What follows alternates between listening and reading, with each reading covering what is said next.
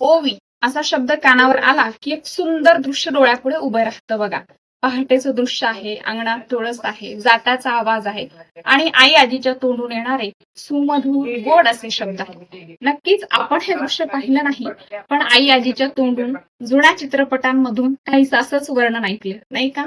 बरं, ओवी हा प्रकार काही फक्त पहाटे जात्यावर दळतानाच म्हटलं जायचं असं नाही, तर सण समारंभामध्ये, भुलाबाईच्या खेळामध्ये आणि त्याच्यानंतर मंगळागौरीमध्ये सुद्धा ओव्या गायल्या जायच्या. स्त्रियांनी कष्ट हलके व्हावेत आणि ईश्वराचं स्मरण व्हावं म्हणून ओव्या गायल्या, तर संत महात्म्यांनी तत्वज्ञान सर्वसामान्य लोकांपर्यंत पोहोचवण्यासाठी म्हणून ओव्यांचा वापर केला. ग्रामीण बोलीभाषा, साधे सरळ सुलभ शब्द असलेल्या पण भावस्पर्शी रचना असलेला हा रसाळ काव्य प्रकार मराठी साहित्याचा पायाच आहे असं म्हटलं तर वावगं ठरेल.